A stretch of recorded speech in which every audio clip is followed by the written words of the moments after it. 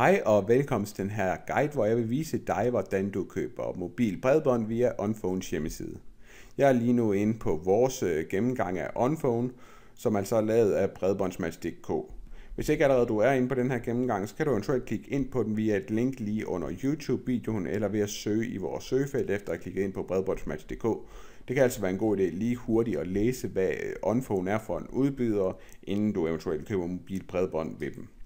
Vi kan også hernede finde et link til Onphones hjemmeside, som vi kan prøve at klikke på, hvorefter vi kommer til Onphones side med mobil bredbånd. Hvis vi lige klikker her, så kommer vi til den side, du vil komme ind på, hvis du skriver onphone.dk i dit søgefelt. Og her skal vi altså vælge mobil bredbånd, for det er det, vi er særligt interesseret i. Her kan vi se, at der er to forskellige abonnementer, vi kan vælge mellem. Det ene koster 49 kroner, og det andet koster 99 kroner. Og det er klart, at vi selvfølgelig får lidt mere for pengene, eller får noget ekstra i det til 99 kroner. Vi kan altså se ved hastigheden, at det er præcis den samme hastighed i de to abonnementer, så det er nede i inkluderet forbrug, der er forskel på abonnementerne.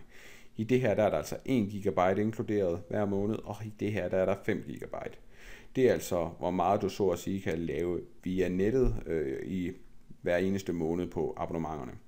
Hvad der er det rigtige, det kan du læse lidt mere om på bredbåndsmatch.dk, så det vil jeg altså ikke komme ind på i den her video.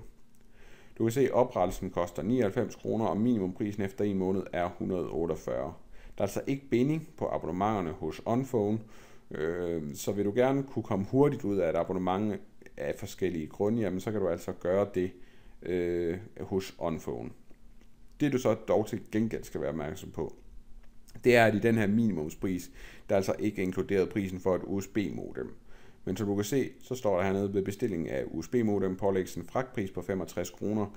Så det er altså en pris, der er nogenlunde til at leve med trods alt. Så vil du gerne slippe for bindingsperiode, så kan Onphone altså i særdeleshed være et godt valg af den grund. Hvis vi prøver at antage, at vi gerne vil have abonnementet her med 5 GB data, så kan vi prøve at klikke på Info. Her vil vi kunne se lidt forskellige informationer om abonnementet. Vi kan læse lidt om, hvorvidt vi mener, at det er noget, der passer på den måde, vi gerne vil bruge forbindelsen på.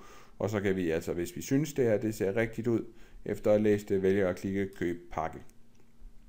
Her vil vi komme til en masse personlige oplysninger, vi skal meddele. Vi kan meddele, om vi også vil have e-mail og nyheder via sms også.